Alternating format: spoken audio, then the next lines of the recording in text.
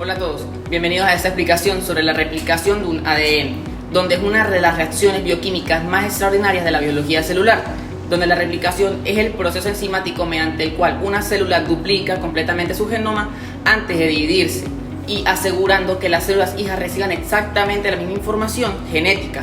En este proceso no solamente se requiere una velocidad enorme, sino una fidelidad prácticamente perfecta, ya que un error no corregido puede alterar la función de una proteína o ser letal para la célula. Donde para entender esto, o cómo la maquinaria celular logra copiar miles de millones de pares de bases sin perder el orden, Evelyn nos explicará las 3 características universales que rigen este proceso. Así es, Liz. Sin importar si hablamos de una bacteria o de una célula humana, la replicación cumple siempre con 3 reglas fundamentales. La primera es semiconservativa, demostrando por el experimento de Meckel-Sunistow, cada hebra de la doble hélice original actúa como un molde para sintetizar una nueva hebra complementaria. Al final, cada molécula híbrida contiene una cadena previa y una cadena nueva. La segunda es que es bidireccional. A partir del punto donde se abre la doble hélice, la síntesis avanza hacia ambos lados al mismo tiempo, formando 2 horquillas de replicación que se alejan en direcciones opuestas. Y por último, la tercera es semidiscontinua y siempre en sentido 5 a 3. Debido a la química de las ADN polimerasas, los nuevos nucleótidos solo pueden añadirse al extremo 3 o H libre. Por eso, una hebra se sintetiza de forma continua y la otra en pequeños fragmentos. Para que la síntesis ocurra, la célula despliega un complejo multienzimático coordinado y conocido como el ribosomo. Entre sus componentes claves tenemos la helicasa, que esta rompe los puentes de hidrógeno entre las bases nitrogenadas para desenrollar y separar la doble hélice. También están las proteínas SCB en procariotas o RPA en eucariotas, que estas se unen al ADN de la hebra sencilla para evitar que se vuelva a plegar. Otra de ellas es la toposisomerasa o girasa, que esta corta y vuelve a ligar las hebras por delante de la horquilla para aliviar la tensión superhelicoidal. Una de ellas también es la ARN primasa, que esta sintetiza un corte cebador de ARN indispensable porque las polimerasas no pueden iniciar una cadena desde cero. Como último tenemos las ADN polimerasas, que estas las catalizadoras principales que incorporan los desoxirribonucleótidos complementarios, y la ADN ligasa, que esta sella las uniones finales. Ahora veamos cómo arranca este proceso en bacterias con Ionela. Exacto, la etapa de iniciación es el punto en donde se decide abrir el genoma. En las procariotas, como las células bacterianas, el ADN es una molécula circular que posee un único origen de replicación, llamado ORIC. El proceso comienza cuando la proteína iniciadora, DNA, se une a secuencias específicas en ORIC, haciendo que el ADN se enrosque y abra una región rica en adeninas y timinas, las cuales son más fáciles de separar por tener solo 2 puentes de hidrógeno. Una vez abierta esta zona, la proteína DNAC carga a la helicasa DNAB en ambas hebras. Al activarse la helicasa, se establece la burbuja de replicación con sus 2 horquillas bidireccionales listos para sintetizar. Natalie, ¿cómo cambia este inicio en las células eucariotas? A diferencia de las bacterias, las eucariotas tenemos un genoma lineal, muchísimo más grande, empacado en cromatina, por lo que un solo origen tardaría semanas en copiarse. Por eso, utilizamos miles de orígenes de replicación llamados replicones, que se activan en simultáneo. Durante la fase G1 del ciclo celular, el complejo de reconocimiento de origen se une al ADN y recluta a las proteínas CDC6 y CDT1 para ensamblar la helicasa replicativa MCM27, formando el complejo prereplicativo. Al entrar a la fase S, las quinasas dependientes de ciclina fosforilan y activan a la helicasa MCM, dando inicio a la apertura sincrónica de las burbujas de replicación en todo el mundo.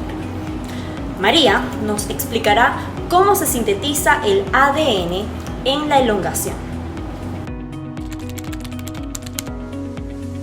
Ok, etapa 2, elongación, cadena conductora y cadena rezagada. Llegamos al corazón del proceso de la elongación. Dado las dos hebras de ADN son antiparalelas y ADN polimerasa solo pueden sintetizar en dirección de 5 a 3.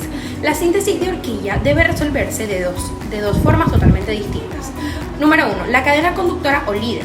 Esta se sintetiza de forma continua en dirección hacia el avance de la horquilla de replicación.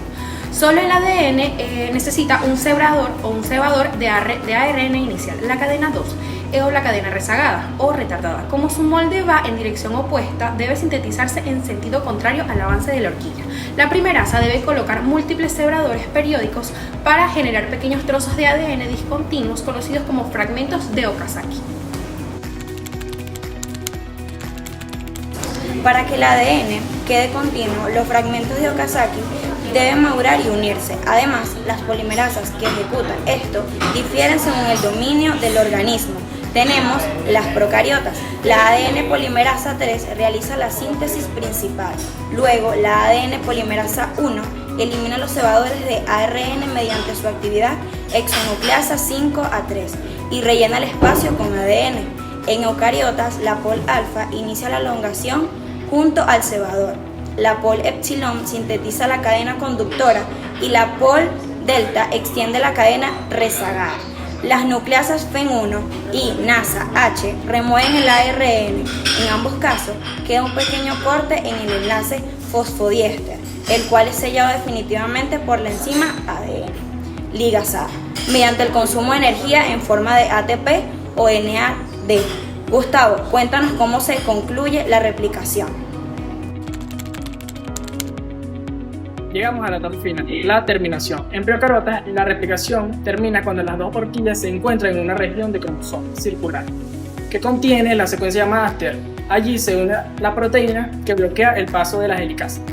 Finalmente, la topoisomerasa 4 separa los dos círculos entrelazados.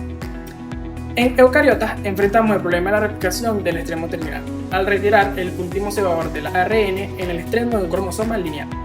La ADN polimerasa no tiene un grupo 3 OH donde apoyarse, lo que acortaría el cromosoma en cada división. Para evitar la pérdida de genes vitales, las células poseen las telómeros, secuencia repetitivas no codificantes, y la enzima telomerasa, un ribonucleoproteína que extiende los extremos del célula germinal y de la línea celular. Para continuar con el dogma central en procariotas, tras la replicación que ocurre en la transcripción, el proceso mediante el cual se sintetiza el ARN a partir de un molde de ADN. En bacterias, la enzima encargada es el ARN polimerasa o loenzima, compuesta por el núcleo catalítico y el factor sigma. El factor sigma reconoce las secuencias promotoras en las regiones -10 y -30 de ARN. La enzima abre en la doble hélice y sintetiza el ARN en sentido 5 a 3. La etapa finaliza por dos vías independientes mediante la horquilla de ARN seguida de una cola de urinas o dependiente, utilizando plicasas de ARN. Finalmente llegamos a la traducción o síntesis de proteínas. En procariotas ocurre algo único, el acompañamiento de transducción-traducción. Como las bacterias carecen del núcleo, el ribosoma 70S se une al ARMN mediante consecuencias Shane-Dalgarno antes que termine la transcripción. La traducción inicia cuando el ARNT cargado con N-formitonina ingresa al sitio P del ribosoma. En la elongación, los aminosil ARNT entran al sitio A, leyendo el código genético de generador en codones y formación de enlaces peptídicos.